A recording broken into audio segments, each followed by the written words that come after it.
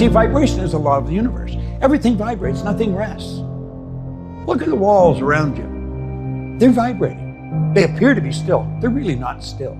Look at them through a microscope. You'll see the energy dancing in front of your eyes. Go take a look at a body in a coffin. Now you'll think I'm really losing it here, but listen and think. Look at the body through a microscope. It is not dead. That body's moving. It's moving so fast it appears to be still. And if it wasn't moving, how would it ever change to dust? Everything moves. We live in an ocean of motion. Make no mistake about it. Every level of vibration is referred to as a frequency, and the beautiful truth is we think on frequencies. Do you know that every great leader that has ever lived, every one of them, they've been in complete unanimous agreement. On one point, they've disagreed on virtually everything else. But this one point they've been in agreement on, that we become what we think about. Solomon put it very well. He was a pretty bright guy. He said, as a person thinketh in their heart. It's not just the thoughts that are running across the screen of your conscious minds. It's the ones you internalize. We truly do become what we think about. See, the thoughts that we're thinking produce the results that we're getting.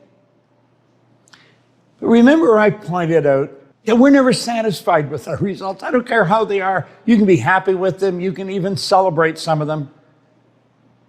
But you're going to want to do better. And that is because you're a spiritual being, and spirit's always for expansion and fuller expression. It's never for disintegration, and nothing stays where it is. Nothing. We do live in an ocean of motion. The dynamic law of life is create or disintegrate. You're never going to stay where you are. Following what we're teaching, you're going to create. It's a beautiful part. So we're looking at our results and we're saying, but this is where I really want to go. And we point to a star that we're shooting at. And we make a decision, that's what I'm going to do.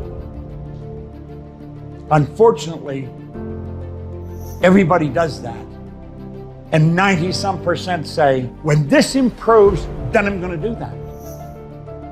Do you know, it'll never happen. It will never happen because you're not on the right frequency. And you see what happens here, pretty soon the decision fades. And when it fades, so does the goal. The goal disappears. Somebody said, I thought you were working. Yeah, well, I am. I'm still working at it. Do you know what the problem is? You're thinking on the wrong frequency. You see, your thought is down here on the frequency that you're living on. But the way to do what you want to do is not on that frequency. Clearly understand this. All science and all theology, the only two sources of reference we have to go to, tell us nothing is created or destroyed. The way to do anything is already here. Space travel, we've always been able to do it. We just weren't aware of how. You know the neat little cell phones we've got that pretty soon will be obsolete? We've always been able to do that. I remember back when we had the party lines. Hardly anybody had a phone. And then when they got a party line, everybody's on the line. We were able to build beautiful little cell phones then. Do you know the cell phone you've got has more power as a computer than the computer that took the first rocket to the moon? It's magnificent when you think of what we're doing. And it's all in awareness. And that's what you're developing. You're developing awareness. See, the awareness to do everything is already here, but you've got to get on the frequency that it operates on, because everything operates on a frequency. If you phoned your Uncle Harry, you wouldn't expect your mother to answer the phone. Why? Because you dialed Harry's number. You got on Harry's frequency. That's what the number is. It's a frequency. And there's a zillion of them. We know there's an infinite number of frequencies. Everything you want is already here. What you have to do is attract it. And you know something? You're going to learn how to do that. You see, what we really have to do, we need to make a paradigm shift. We're programmed to operate the way we're operating. Why would 97 or 95% of the population keep using a losing formula? They don't know they are. They're giving it everything they've got. We had to shift our thinking. We've got to shift the paradigm. Do you know many of the beliefs and the ideas that are controlling your decision-making right now?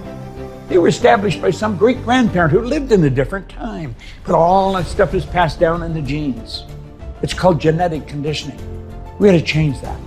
You see, while you're thinking way down here on this lower frequency, the way to do what you want to do is way up here on a higher frequency. And what's required is a committed decision. A committed decision is when you do it regardless. And when you make a committed decision, this is what I'm going to do, you flip your brain onto that higher frequency, and the way is shown. Now we're going to talk about your sixth sense, your intuitive mind, because that's how it comes to you. You're tapping into universal intelligence.